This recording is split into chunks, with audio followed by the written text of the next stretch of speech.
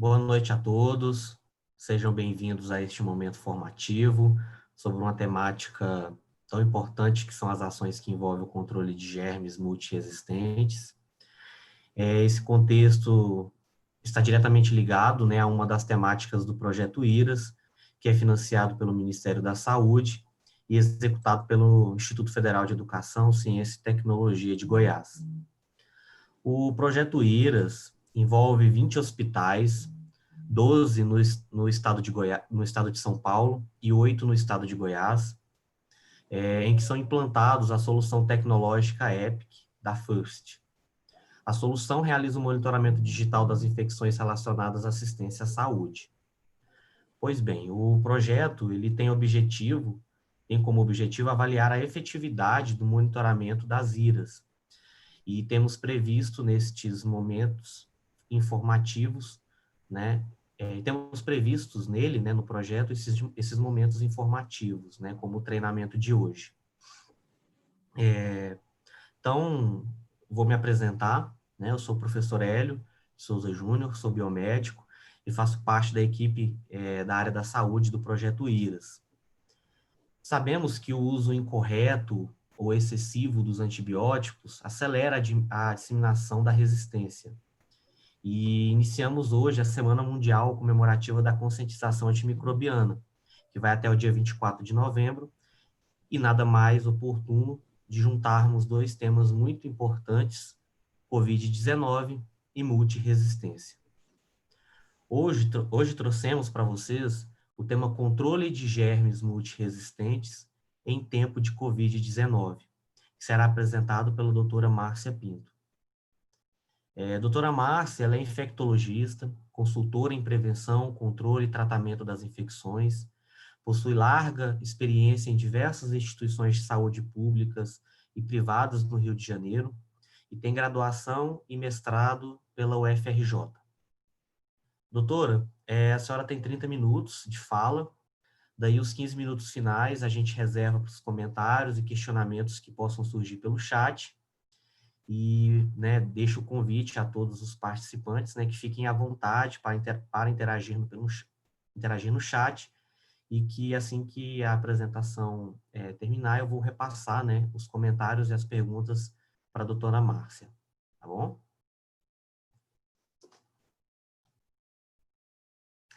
O áudio da senhora está desligado. Obrigada, Hélio. Boa noite a todos. E muito prazer de estar aqui mais uma vez contribuindo com esse projeto, que não parou durante a Covid, né? A gente sei das atividades que foram desenvolvidas, estão em desenvolvimento, mesmo durante esse período aí tão difícil para a gente. Bem, temos que considerar, né, que a multiresistência ela já era um problema antes da Covid. Então, tanto o uso discriminado como a multiresistência já se observa aí na comunidade, em uso em animais e nos hospitais. A previsão sem a Covid, ela já era bastante ruim, né? Então, a gente tem uma previsão aí para 2050 de mais mortes, né, por multiresistência, aumento de custo. E o que acontece hoje? Hoje nós temos micro-organismos que, mesmo com drogas novas, recentemente lançadas no nosso mercado, ainda estão sem tratamento, né? Então, incluímos aí a Cinetobacter e enterobactérias produtoras de metalo-beta-lactamase como um exemplo. Bom, então, assim, a COVID, ela pode contribuir para a sua disseminação e pode amplificar esses germes que antes teriam uma frequência ainda menor. Tá? Então, concordando com o que o Hélio falou, eu acho bastante oportuno a gente estar falando sobre essa relação COVID e multiresistência. Bem, primeiro vamos falar rapidamente uma definição de multiresistência. A gente sabe que uma definição simples é que são bactérias que são resistentes a uma ou mais classes de antimicrobianos, ou resistentes aos antimicrobianos que elas são habitualmente susceptíveis. E numa estratificação mais detalhada, que a gente observa principalmente quando a gente quer fazer publicações sobre germes multiresistentes, nós temos o que chamamos de MDR, XDR e PAN-DR, né? Então, o MDR são bactérias resistentes a um ou mais antimicrobianos, de 3 ou mais classes testadas. Já há drogas XDR, que seriam bactérias resistentes a um ou mais antimicrobiano em todas as classes, exceto uma ou duas. O PAN-DR, que são as drogas resistentes a resistência a todos os antibióticos testados. Então, de que estamos falando? Né? Nós estamos falando aí do MRSA, do enterococo resistente à vancomicina, estamos falando também do Acinetobacter, das enterobactérias produtoras de SBL, as resistentes aos carbapenemas, e de Pseudomonas aeruginosa.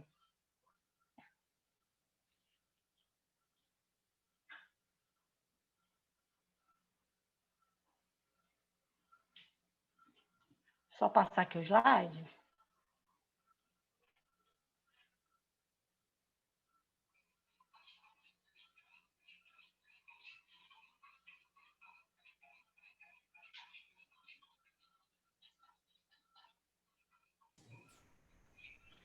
Deixa eu ver aqui. Esse não quer passar. Deixa eu ver aqui.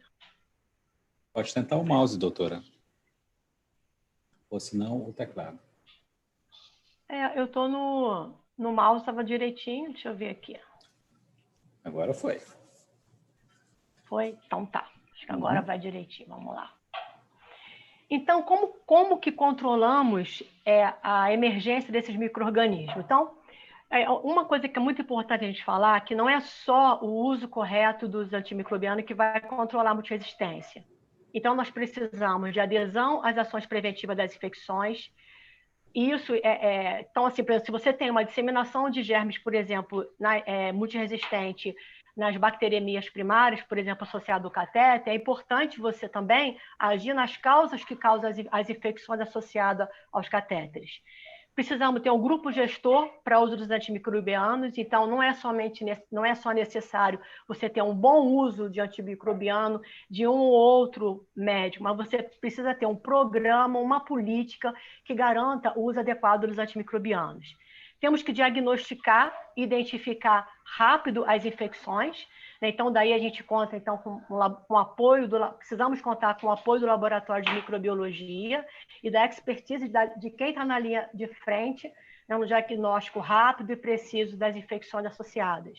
E temos que ter uma boa vigilância, porque a gente tem que saber o que está acontecendo, onde está acontecendo o problema, para a gente, então, poder agir. Então, são várias coisas intrincadas nesse controle aí da multiresistência. E, deixa eu só voltar aqui um pouquinho. Tá. Então, quando a gente fala da COVID, o que poderia estar acontecendo junto do contexto de tratamento da COVID que poderia favorecer o controle dos germes multiresistentes? Então, acho que nesse momento a gente teve um grande foco, né, no controle de infecção e também uma percepção de doenças intratáveis. Então, acho que os profissionais de saúde, todos nós, ficamos diante da impossibilidade do não tratamento, né? E isso é uma possibilidade que também ocorre com a multiresistência. O distanciamento social, né, refletindo em menor contato humano, e também uma menor interação entre familiares, né? Então, um familiar visita outro, que isso em algumas situações pode contribuir para a disseminação.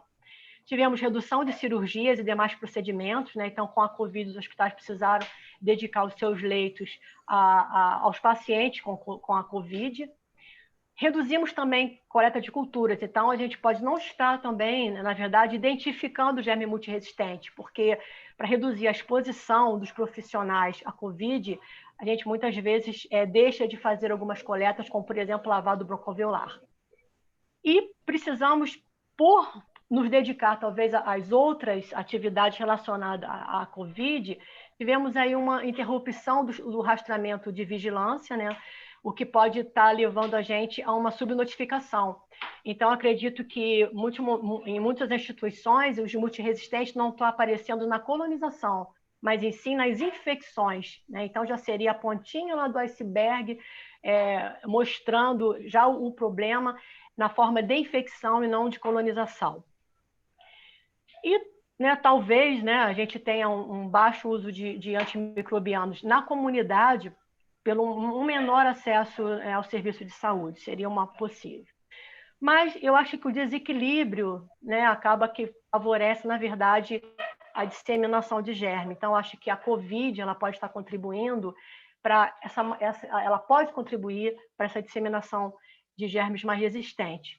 Por quê? Né? Porque a gente observa uma prescrição maior de antibiótico, então o paciente quando ele procura o atendimento médico, dificilmente não sai com uma receita de antimicrobianos, né? Então, a vigilância do uso correto dessas drogas também foi prejudicada, né? Então, a gente no início da pandemia, a gente não sabia se o doente estava pior e por que ele estava pior. Então, é muito frequente a prescrição de uso de antimicrobianos e antimicrobianos de amplo espectro, porque o que estaria envolvido ao COVID, né? Por outro lado, também, com o atraso das cirurgias, muitas vezes se postergou a resolução de alguns quadros infecciosos associados, levando ao maior uso de antimicrobianos. E os setores, né, eles receberam uma grande carga de pacientes graves, mais velhos, com comorbidade, que a gente já sabe que leva a uma dificuldade na alta das unidades de internação. Com isso, trazendo mais infecção secundária, mais uso de antibiótico, uma maior possibilidade de isolamento de germes multiresistentes. E não podemos deixar de falar da exaustão da equipe de profissionais. Então, está todo mundo muito cansado, né, com tudo que está acontecendo dentro dos hospitais, com o número de casos, com os pacientes muito mais complexos. É como se a gente tivesse uma UTI de pós-operatório de cirurgia cardíaca no primeiro dia de pós-operatório, que a gente sabe que o doente é muito dinâmico e requer muita atenção da enfermagem, né? Além disso, com o número de pacientes também, a gente vê que existe uma troca de profissionais. Então, muitas vezes, você tem profissionais de outros setores trabalhando na unidade de terapia intensiva. Então, isso pode ser um aspecto negativo, porque fica difícil você garantir o treinamento, né, dessas pessoas. E pode estar havendo também uma menor frequência ou um número menor de profissionais na higiene do leito de Covid. Por quê? Como a gente tem que evitar o contato, né, com o paciente Covid, então pode ser que em algumas instituições tenha havido essa redução. E a gente sabe que quando o quarto do doente, o ambiente do doente é um grande reservatório de germe multiresistente, né? Quando ele possui essa colonização. Então, a limpeza concorrente frequente ela é muito importante e isso pode ter diminuído. A outra dificuldade é uma redução das medidas de isolamento, né? Por quê? Como que a gente vai fazer um isolamento se o doente já está isolado, né? Então, como isolar o que já está isolado? Para evitar a disseminação de multi-R. Então, será que a redução de luvas e capote entre pacientes não pode estar contribuindo para isso? Será que os profissionais não estão passando de um leito ao outro sem troca de luva, sem higienização das mãos? Então, a gente vai ver um trabalho muito interessante sobre isso. E pode estar vendo também um menor rigor, né, na paramentação do procedimento invasivo. E uma parada, né, dos programas nacionais de controle de multiresistência. Então, a gente vai precisar retomar todos esses aspectos. E aí a gente pergunta, o aumento da multiresistência em tempo da Covid é real? Né, o que está publicado? Porque a gente tem visto, sim, muitas pessoas apresentarem em congresso, em lives, que estão presenciando realmente um aumento, uma disseminação desses casos, né? E a gente também precisa ter em mente que a multiresistência ela é um problema que, na verdade, né, conforme eu falei com vocês, ela antecede a COVID. Então, na verdade, a COVID ela pode amplificar esse problema e a gente tem que ficar alerta, e esses alertas, a gente já recebemos alerta pela própria OMS, né, em que chama atenção para um dos mais importantes desafios do nosso tempo, que é a resistência aos antimicrobianos, e que ela pode ser agravada ainda mais pela pandemia da Covid, né? Lembrando que a multirresistência ela já se alastra rapidamente, mesmo antes dessa pandemia. Então, não seria infrequente o uso dos antibióticos, né? Quando o quadro da Covid ele tende a piorar, né? Que é na segunda fase da doença, né? Após o D7, principalmente no início, quando a gente não sabia qual é a complicação que estaria levando à piora do quadro do paciente. Então, uma delas que, com certeza, deve ser considerada, e foi mais considerada ainda, foi a infecção associada. E, além disso, né, os pacientes com COVID, eles requerem uma hospitalização prolongada, então, eles, em geral, vão ser expostos aos antimicrobianos e a um maior risco de infecção. Então, nessa publicação, é um dado muito interessante em que os autores constataram que no atendimento por telemedicina de crianças, né, então a gente tem usado mais a telemedicina em tempos da Covid, e esse artigo eles mostraram que os pediatras prescreviam mais antibiótico nas consultas presenciais, menos, né, aliás, que nas consultas presenciais, e menos eles prescreviam mais antibiótico na telemedicina e seguiam menos os guias para antibiótico empírico adotado na emergência. Então, assim, a telemedicina, né, estaria contribuindo aí para o aumento dos antibióticos, mesmo não em pacientes não hospitalizados.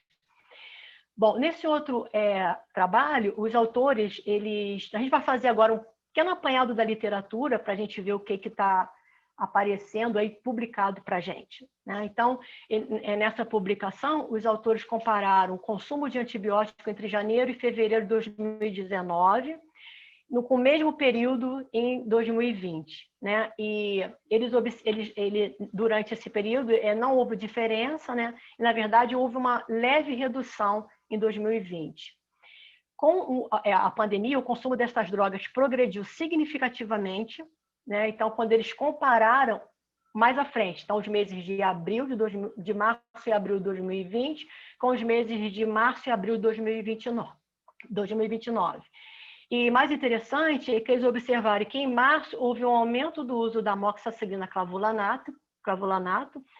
Em abril houve maior consumo de antibióticos de mais amplo espectro, né? E os autores acreditaram então que isso já se devia ao aumento também das infecções nosocomiais ou até mesmo ao uso de antibiótico de mais amplo espectro, mesmo na fase inicial do quadro clínico do paciente. Bom, nesse estudo, então, que eu acho um estudo bastante interessante, os autores avaliaram o impacto da pandemia da Covid na performance de higiene das mãos. Então, eles avaliaram, então, a adesão da higiene das mãos e foi isso realizado em doentes agudos. Foi feito um estudo multicêntrico em 7 hospitais, incluiu tanto os adultos quanto hospitais pediátricos. E eles mediram tanto a adesão à higiene das mãos como o consumo com dispositivos eletrônicos. Então, ele fez uma relação entre saída e entrada do quarto e consumo de álcool gel e sabão. Bom, então eles fizeram um total grande de eventos, né, que foi esse uso de álcool gel e sabão, relacionado com as oportunidades, que era a entrada e saída do quarto para higienizar as mãos. E eles tiveram como marco da Covid, eles avaliaram antes e após o fechamento das escolas. Então, foi o marco que eles utilizaram, né, para avaliar a mudança. Então, nessa primeira tabela, a gente observa antes do fechamento, após o fechamento, né, o que aconteceu. Então, a diferença entre um período e outro foi significante. Então, a higienização das mãos foi maior após o fechamento das escolas, né? Então, com a pandemia. E, na verdade, esse achado ele ocorreu em todas as unidades participantes. Mas os autores foram ainda mais legais, porque eu acho que uma coisa que está faltando é uma análise temporal em alguns estudos que a gente tem observado. Então, nessa análise temporal, os autores identificaram um grande aumento na higiene das mãos, né? Que, na verdade, até antecedeu o fechamento das escolas, e depois uma redução, mesmo depois da pandemia. Quer dizer, teve aquele aumento, né? E depois reduziu. E aí eles começaram, então, a fazer algumas considerações, né? Por que isso aconteceu. E entre essas hipóteses, né, talvez mais lembretes para higienizar as mãos no início, né, maior necessidade de se manter a campanha com a Covid durante todo o tempo, né, e talvez não tenha havido tempo para se manter essas campanhas durante todo o transcorrer da pandemia. Talvez o controle de infecção, né, tivesse focado em outras demandas, mas uma hipótese que os autores colocaram, e que eu acho que é uma coisa que faz muito a gente pensar, é que será que a redução não seria pelo uso universal das luvas, uma vez que a autoproteção estaria garantida com as luvas, estariam os profissionais trocando de luva entre pacientes? Então, nós sabemos de outros estudos, né, que o momento que mais frequentemente se higieniza as mãos é após tocar o paciente, então, não antes de tocar o paciente. Então, talvez a luva proteja o profissional e, com toda essa sobrecarga de serviço, não esteja havendo essa troca e essa higienização das mãos entre os pacientes, como deve ser. Bom, nesse estudo, é um estudo italiano, né? E interessante que os autores eles já tinham um problema com ERC e eles estavam achando que com a pandemia ia ser tudo legal. Por quê? Porque a equipe estava bem treinada, grupo gestor de antimicrobiano ok, então eles achavam que que a gente não teria um problema, que talvez pudesse até reduzir, né? Então, já havia muito empenho, né, em relação ao uso de EPI no controle da Covid, então isso foi mantido, os autores esperavam uma redução, mas não foi o que aconteceu. Então, ele comparou 2 períodos, de janeiro a fevereiro de 2019 e de maio a junho de 2020, e o que eles viram? Que a incidência de enterobactéria resistente ao carbapenemas saltou de 6,7% para 50% no segundo período. E aí, de forma também muito interessante, o que eles observaram? Então, aqui a gente vê que o pico, né, foi entre março e abril, mas teve uma queda, né, e que coincidiu com a redução do número de casos da Covid. Então, acho que os estudos que venham a surgir, eu acho que tem que haver essa temporalidade e tem que haver também uma relação com a incidência da Covid para que a gente possa entender melhor o que está acontecendo. Então, nesse trabalho, 67% dos pacientes cronizados por ERC foram pronados, né, comparado com 37% sem prona. Então, quando eles analisaram o porquê disso, né, eles encontraram que essa alta intensidade de cuidado, né, que o paciente que fica em prona, ele necessitava, então, de mais profissionais de saúde por mais tempo, né, e a chegada de profissionais de outros setores sem experiência, né, na UTI, como a gente falou inicialmente. Então,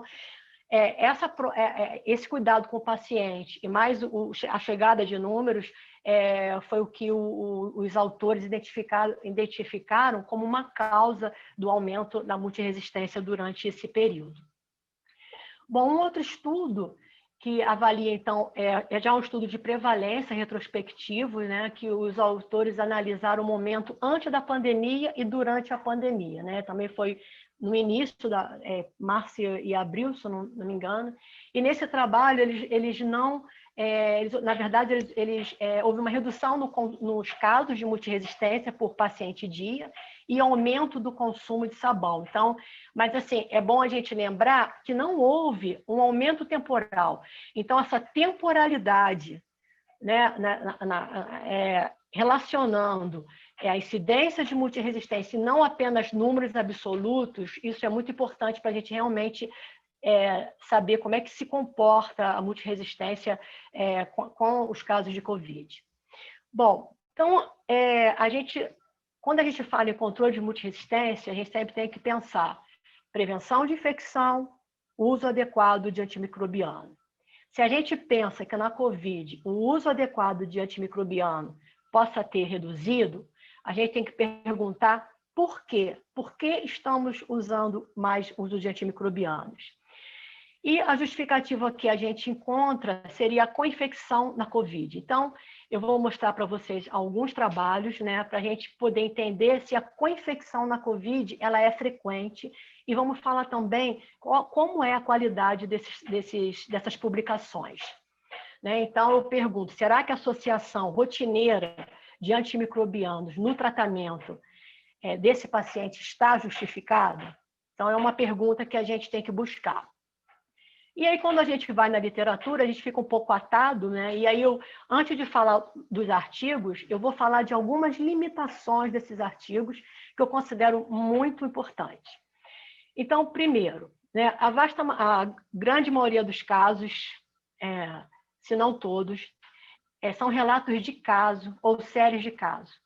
Então, se você tem uma série de casos, você não investiga microbiologicamente todos os casos. Então, você vai investigar, em geral, um percentual que vai para a UTI, ou que tenha um quadro mais grave. Então, é o que acontece nos trabalhos. E alguns artigos não deixam claro se estão falando de co-infecção no momento da admissão hospitalar ou co-infecção no decorrer da internação, né, que seria, então, caracterizada por uma infecção secundária.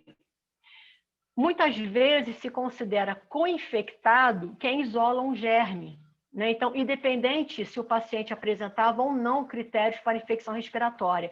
Então, não está claro uma diferenciação entre colonização e infecção nos trabalhos avaliados. Além disso, a gente sabe, né, que pela redução, pela menor exposição, uma investigação microbiológica inadequada para foco pulmonar, né, ocorreu nessas publicações, possivelmente para reduzir, então, essa exposição ao SARS-CoV-2. Então, nem todos os estudos, eles relatam como foi feita a coleta e, menos ainda, a metodologia adotada na identificação do germe. Então, o que a gente precisa? A gente precisa de estudos prospectivos para determinar os benefícios do antibiótico na admissão e direcionar, né, as estratégias do programa de controle de infecção. Então, e também, né, estudos em fases aí diferentes da pandemia. E muitas perguntas a gente ainda não consegue as respostas. Então, qual o risco da co-infecção? A gente sabe que, a gente vai mostrar que na literatura até o momento a gente tem uma baixa prevalência de co-infecção. Mas qual o risco dessas co-infecções? Existe alguma interação sinérgica entre o SARS-CoV-2 e bactérias ou outros micro-organismos co-infectantes? Então, por enquanto, nada que nos faça pensar dessa forma.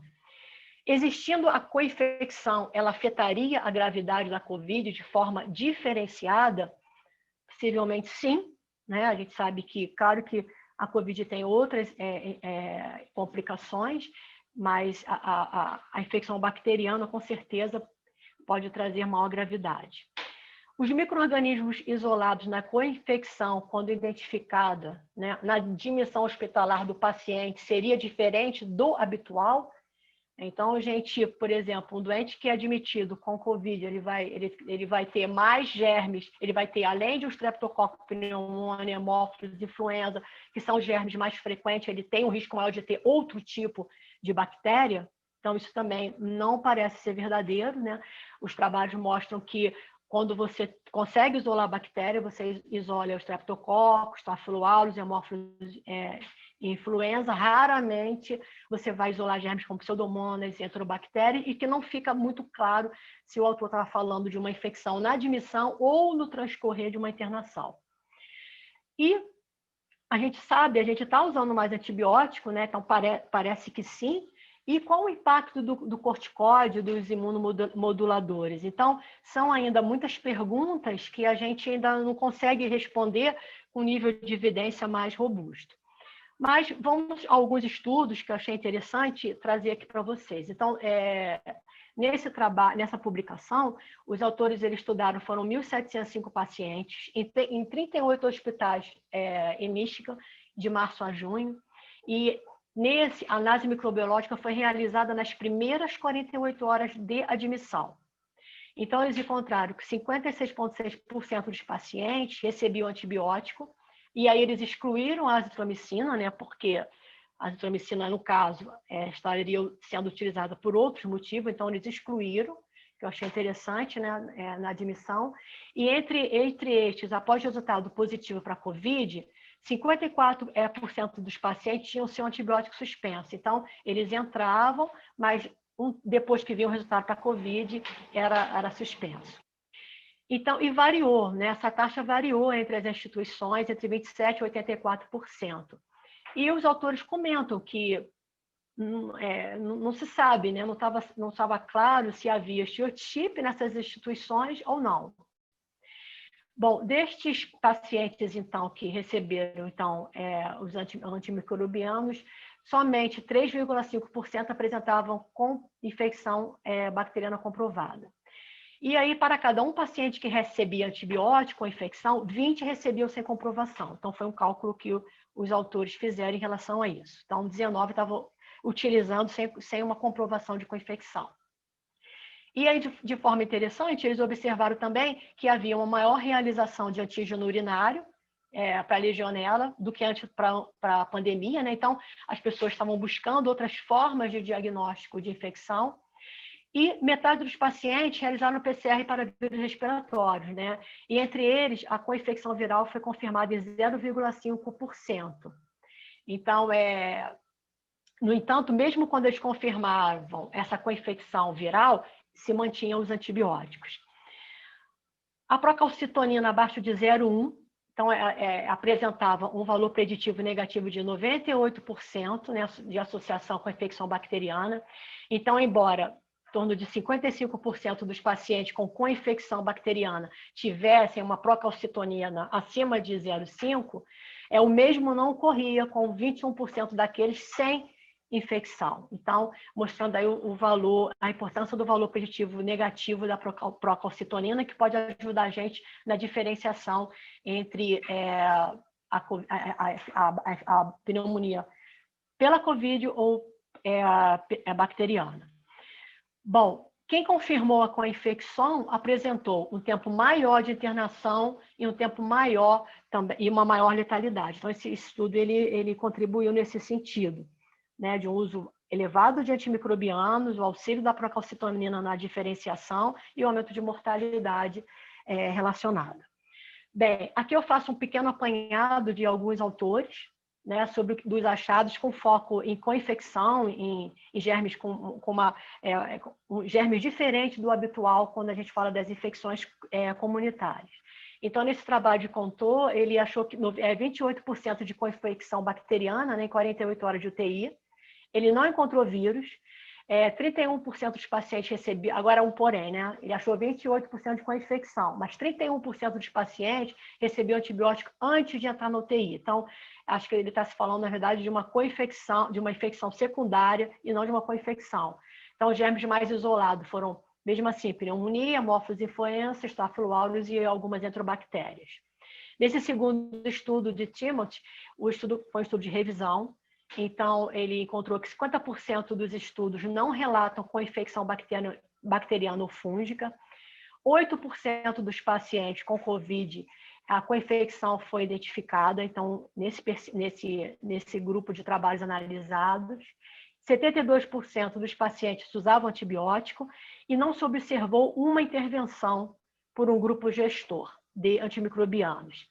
No trabalho de Safia Richardson, não sei se é bem assim que se fala, foram incluídos, então, 5.700 pacientes hospitalizados em Nova York, e eles encontraram 2,1% de co-infecção por outros vírus respiratórios.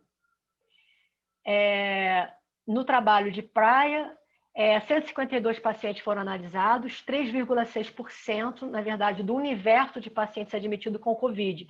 Então, só para chamar a atenção que quando você, às vezes, analisa microbiologicamente, você analisa um universo, né? Não são todos os pacientes. Então, de 152 pacientes que eles analisaram, do universo dos pacientes que foram admitidos por COVID, 60% apresentaram culturas positivas para aureus, Pseudomonas aeruginosa e Klebsiella pneumoniae, e enterobactéria, sendo aureus o principal agente. Entre os isolados, eles encontraram também que 15% era germe multiresistente. E ele fala que o tempo para a realização da cultura foi de 2 a 8 dias. Então, a gente vê que o trabalho ele está falando tanto da infecção na admissão quanto na infecção secundária. Então, fica difícil, às vezes, a gente valorizar o dado, né?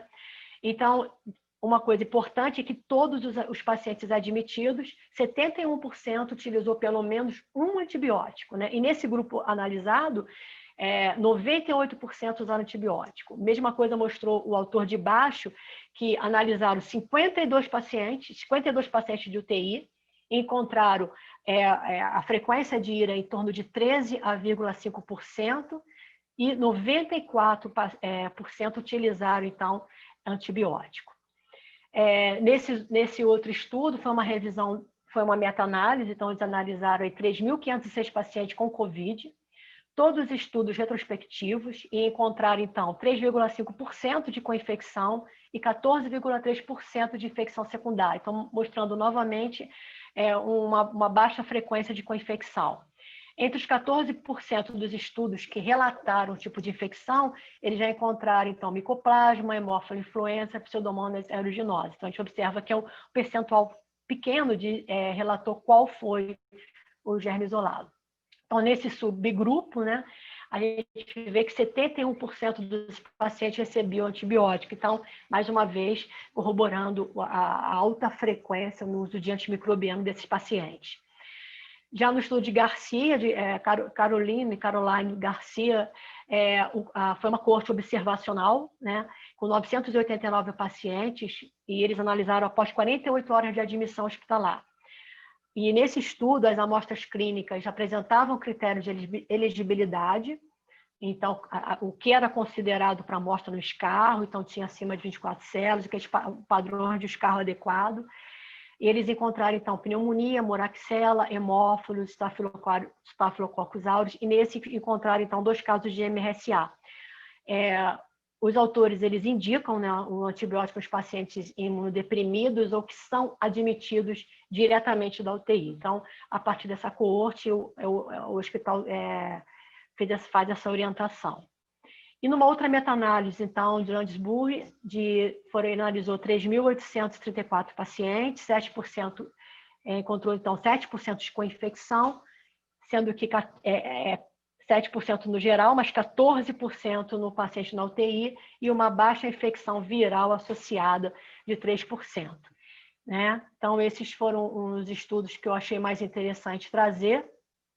Aqui eu trago para vocês algumas outras publicações, algumas referências, né, para quem tiver interesse de analisar com mais detalhes essas publicações que eu mencionei.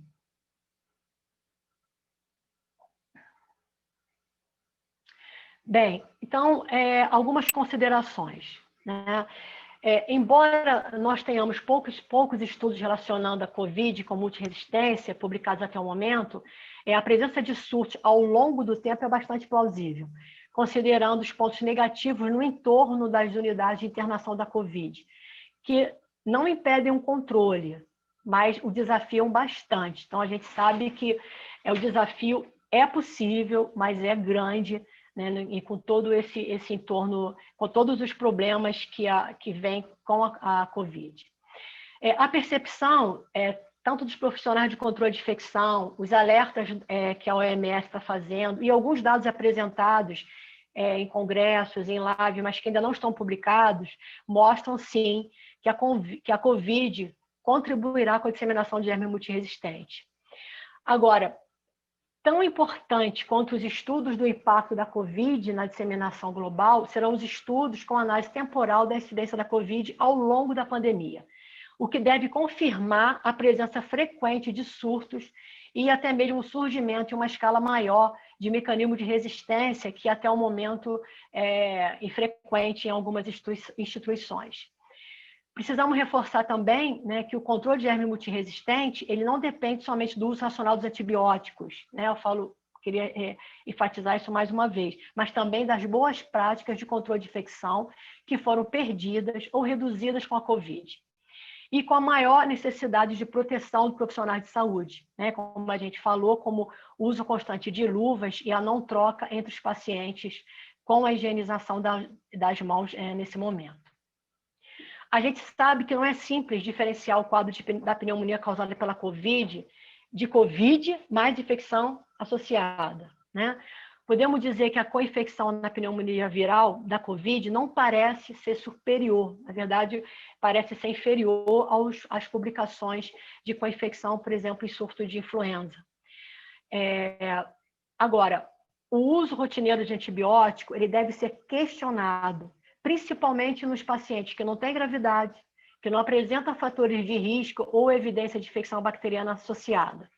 Então, diferente do início da pandemia, hoje nós sabemos mais das inúmeras complicações não infecciosas da COVID-19, que podem justificar uma piora do quadro, né? Não necessariamente ser uma infecção secundária.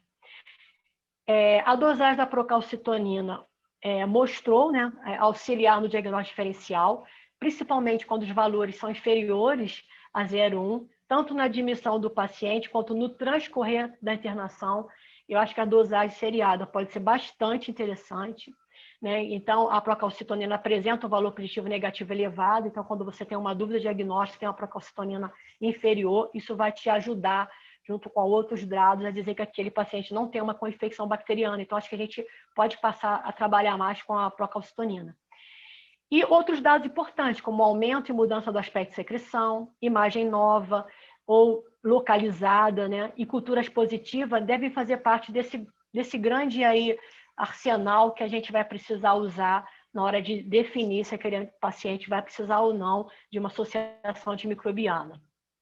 Agora, uma vez indicado o uso do antibiótico, a droga prescrita deve contemplar os germes mais frequentemente encontrados nas pneumonias comunitárias. Então, assim, do que a gente vê, eu não vejo uma necessidade de espectro mais amplo, né? Então, a cobertura mais ampla sobre enterobactérias e pseudomonas aeruginosas, germes multi-R, deve ser individualizada, como a gente já faz normalmente, né?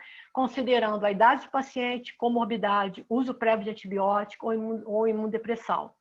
E também deve ser levado em consideração a epidemiologia local, né? Então, por exemplo, nas infecções secundárias, a epidemiologia local é muito importante. E também o tipo de paciente que você recebe no seu hospital. Então, o controle ele pode ocorrer. Não quer dizer que todas as instituições haverão surtos, né? Eu acho que vai haver uma diferenciação entre instituições de acordo com o seu perfil, de acordo com o tipo de paciente que ela recebe, de acordo com o número de pacientes com Covid internado, de acordo com as práticas de controle de infecção adotadas. E a gente deve, então, colher material, retroceder, né, o espectro antimicrobiano, ficar atento, né, para a suspensão da droga, seja pelo tempo de tratamento ou após concluirmos que não se trata de uma infecção bacteriana. Em outras infecções, elas precisam a gente está alertas, por exemplo, infecções, a gente tem visto alguns relatos, por exemplo, de aspergilos, que, na verdade, antes da Covid já vem sendo sinalizado nas terapias intensivas, então são relatos de casos, mas que é um problema que pode ser acentuado, né, pelo uso massivo de corticoide e também pelos imunomoduladores, né, como o tocilizumab. Bom, e que medidas que a gente poderia estar discutindo para a gente estar intensificando aí em tempos da Covid para evitar, então, ou mitigar, né, a multiresistência? Então, quem não tem implantado precisa, sim, implantar, né, políticas de gestão de uso de antimicrobianos. Então, a gente falou em uma live anterior sobre isso, então vale a pena vocês consultarem, né, no site do EPIC, na parte de treinamento. A gente detalha bastante, né, todos os pontos importantes na implementação de um grupo gestor dos antimicrobianos. A gente tem que conhecer o que está acontecendo na sua instituição, né? Então, em relação à incidência de multiresistente, em relação ao consumo de antibiótico, e a partir dessa informação, você atuar nas causas. A gente precisa rever a adequação da higiene hospitalar e a diluição de desinfetantes também. A gente sabe que germes como, por exemplo, a Acinetobacter, a higiene hospitalar tem uma importância assim, fundamental. Então, a gente precisa rever como é que estão essas práticas, o que pode ter se perdido aí no transcorrer desses 10 meses de pandemia. Temos que ter um guia, né, para uso empírico do antibiótico no paciente que interna com a COVID. Então, isso é importante, porque a linha de frente pode ter pessoas de menor experiência. Então, é importante que você tenha um guia para que você possa orientar aquela pessoa que já está ali, né, com muito trabalho, muito atendimento, e que ela possa iniciar um antibiótico que seja adequado para o paciente, mas que não seja mais amplo do que o necessário. A gente precisa rever a capacidade do laboratório em identificar os multi-Rs, né, e os causadores das IRAs. Eu proponho, né, um checklist de boas práticas preventivas para cada infecção, nas unidades que você tem maior incidência de germe multiresistente. Então, checar tudo em relação à prevenção de catéter, se o procedimento invasivo está sendo feito com barreira estéril máxima, se está havendo desinfecção das conexões. Então, fazer uma lista de tudo que é importante na prevenção das principais infecções, né, que são as IPCS, as pneumonias, e levar esse checklist ao setor de maior incidência. A partir desse resultado, você fazer aí dar um retorno para a equipe de saúde assistencial. Então, isso é muito importante. E a gente tem que definir, né, medidas de isolamento dos pacientes portadores de multi-R, no contexto do uso universal de luvas e capote, né? Então, a gente vai precisar redefinir isso. Então, eu acho importante, por exemplo, eu acho que a gente tem que rever, né, essa necessidade do uso de luva constantemente.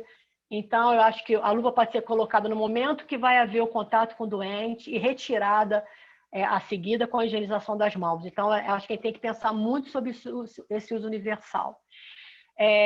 Acho que devemos considerar a inclusão seriada de procalcitonina, né, nesse diagnóstico diferencial, e a gente vai precisar intensificar mesmo as auditorias de limpeza, intensificar as auditorias de higiene das mãos, de forma que a gente possa avaliar, né, o que pode estar acontecendo ou o que acontece e que pode levar ao aumento de multiresistência. Então, mesmo nas instituições em que está tendo um bom controle, é importante que essas ações preventivas elas sejam renovadas. Bom, nesse artigo, né, eu acho que a gente tem que tentar, né, ver o lado bom de todas as coisas, mesmo passando por um momento tão difícil que todos estamos passando, né? E nesse artigo ele fala sobre isso. Então, ele fala o seguinte, que a COVID ela pode ser uma oportunidade para estreitar algumas relações, né? Quando a gente fala, por exemplo, controle de infecção e outros, né, serviços. Então, estreitar relações com a informática, com o laboratório, com o serviço de comunicação, né? Então, quantos cartazes a gente conseguiu emitir, né, durante a pandemia? Esse contato que a gente fez também com o setor de compra, né, para não faltar EPI, então aquela contabilização do que tem para hoje, né? Então, esse contato também, eu acho que pode ajudar a desenvolver uma estrutura local para lidar com mais agilidade na aquisição de drogas ou insumos relacionados às infecções. E muitas plataformas de educação foram desenvolvidas. Então, hoje, a gente faz lives, a gente faz reuniões online e que em horários que você possa ter uma plateia maior. Então, eu acho que a gente tem que aproveitar essas plataformas. A gente também, eu acho que houve um aprimoramento no diagnóstico de doença viral do trato respiratório, né? Então, a gente poder diagnosticar mais as infecções virais associadas, a gente também vai evitar o uso desnecessário de antibiótico. E eu acho que o controle de infecção, ele está no núcleo, né, durante a pandemia da Covid, das decisões da alta gestão. Então, é uma oportunidade que nós, controladores de infecção, nós temos de mostrar nosso trabalho, mostrar o quanto o nosso serviço é importante, né? E hoje a OMS teve uma live na manhã e tem um documento muito interessante que ela fala o que é importante ter num grupo de controle de infecção, né? Então, valorizando, inclusive, os profissionais que têm uma experiência maior nessa subespecialidade. Então, é um documento que vale ser lido. Então, foi o que eu trouxe para vocês, né? Espero que vocês tenham gostado e a gente fica aí aberto aí para as discussões. Obrigado, doutora Márcia, pela excelente apresentação. Vamos ver aqui se a plateia, né, tem perguntas.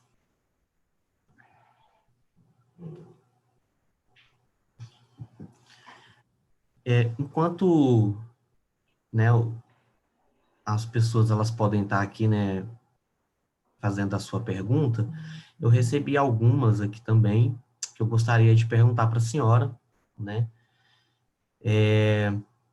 Em relação ao controle, doutora, desses germes multiresistentes, né, em tempos de pandemia, qual que seria o maior desafio que a senhora considera?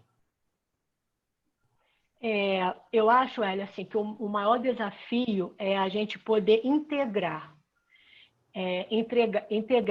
o tratamento adequado do paciente portador da COVID, né? Proteger adequadamente os profissionais de saúde, né? Tratar bem o paciente fazendo prevenção de infecção, entendeu? Então, essa integração de um bom tratamento, proteção do profissional e um bom controle de infecção, eu acho que é o nosso maior desafio. Uhum. Obrigado, doutora. Temos uma outra aqui. No contexto do uso generalizado de luvas e capote pelos profissionais de saúde, como podemos melhorar as medidas de isolamento do paciente portador de COVID? Como isolar o que já está isolado? Então, essa é uma questão difícil, né? Então, assim, é o que vinha acontecendo. Então, eu já tenho observado muitas estratégias dos profissionais de controle de infecção. Então, eu acho que uma delas muito importante é que a gente sabe como é a transmissão da COVID, né? E a gente sabe que a higiene das mãos ela é suficiente para você eliminar o vírus. Então, eu não vejo a necessidade de se sair do quarto do paciente com a COVID de luvas, né? E com essas luvas encostar em todas as superfícies, entrar no outro paciente. Então, eu acho que se você está fora do leito do paciente, está fora do atendimento, acho que você não tem que estar de luvas. Eu acho que isso é uma coisa que a gente pode discutir, acho que os grupos de controle de infecção, junto com a sua equipe assistencial, eles devem discutir sobre isso, né? Sobre esse uso aí disseminado da luva nas unidades COVID, porque a gente quer tratar o paciente, então a gente quer que ele fique bem, que ele saia e que não morra por uma infecção por germe multiresistente. Né? Então, a gente tem que balançar tudo, a gente tem que analisar o que realmente é importante no controle de infecção, o que realmente é importante na COVID, o que é importante na proteção do profissional e chegar aí a um denominador comum junto com a equipe, né, para a gente poder reduzir o que já está aumentado, ou pelo menos a gente, quem ainda não aumentou, evitar aí esses surtos por germes multiresistentes. Então, acho que esse é um grande desafio, do meu ponto de vista. Obrigado, doutora. E na sua impressão, doutora Márcia, com o decorrer da pandemia, o uso de antibióticos, né, no paciente com COVID, a senhora acredita que vai diminuir?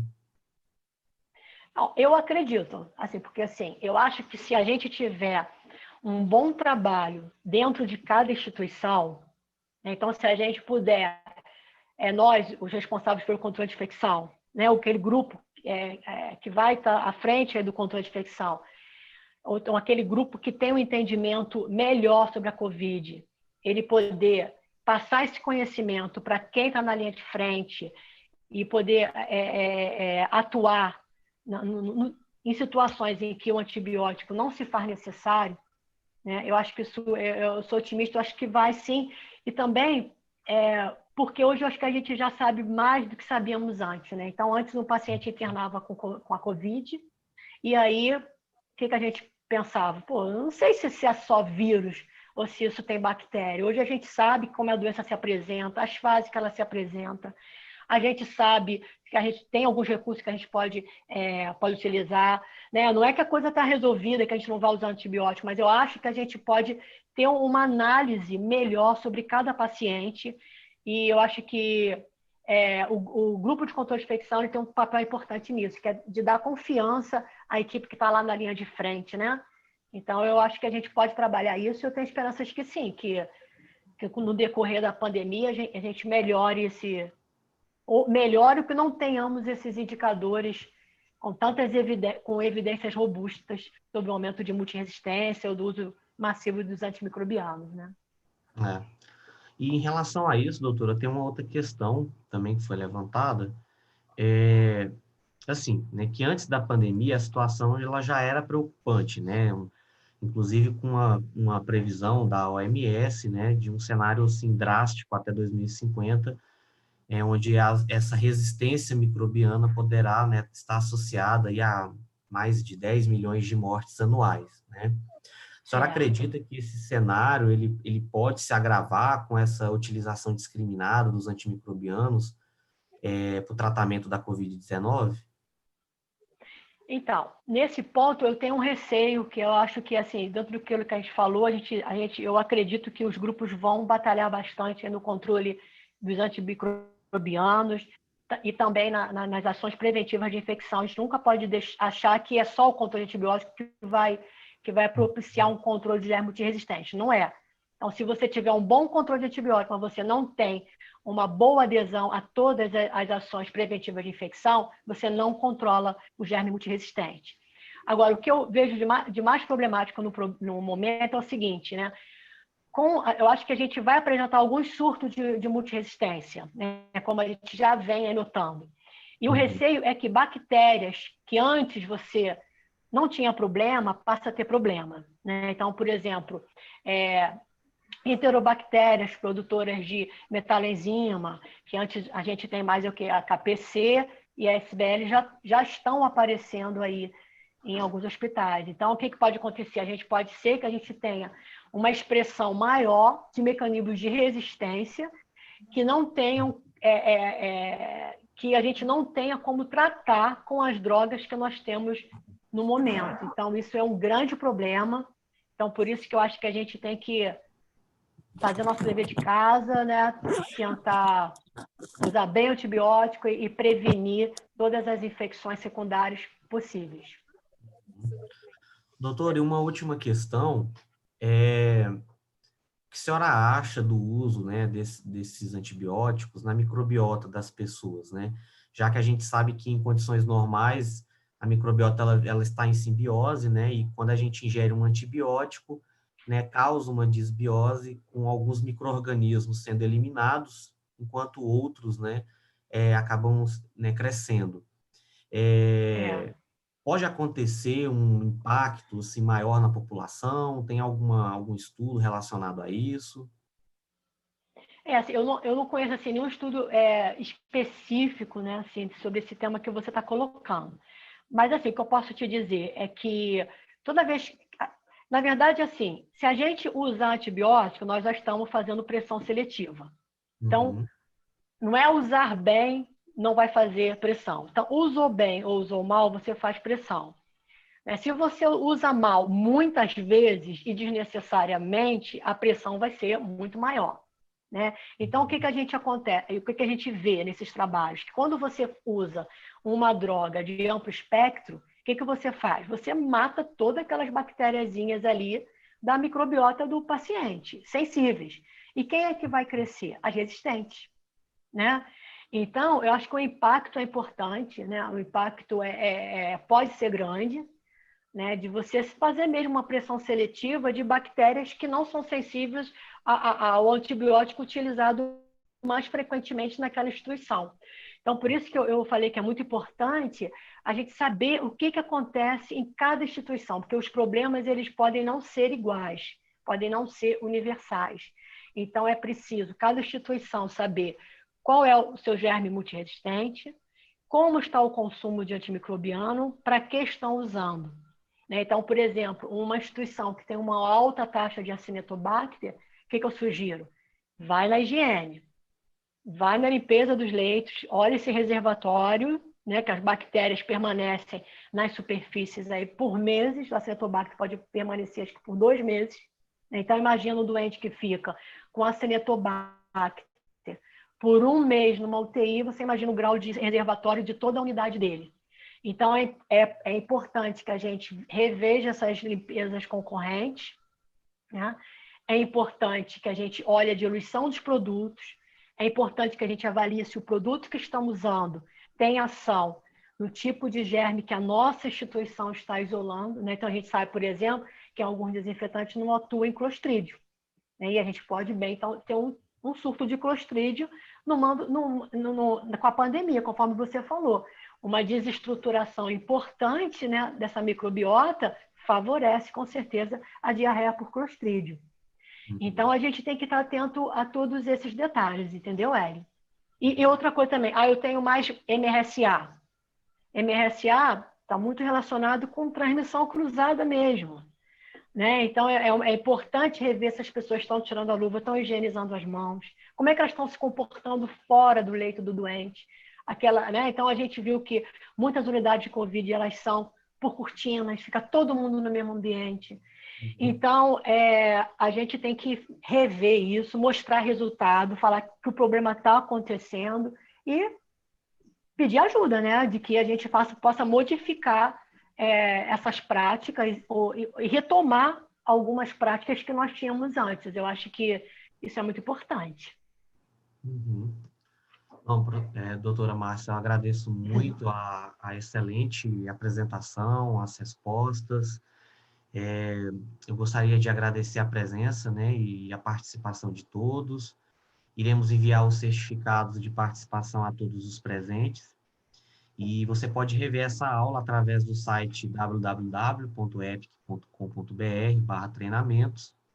Um aviso importante também é que nas próximas 2 quartas-feiras teremos o treinamento de cases stewardship de antimicrobianos com a doutora Silvia Hirentsen. Enviaremos o link de inscrição por e-mail nos próximos dias, né, para vocês. Muito obrigado em nome da FIRST do Brasil e do IFG. Uma boa noite a todos. Então, boa noite a todos e muito obrigada.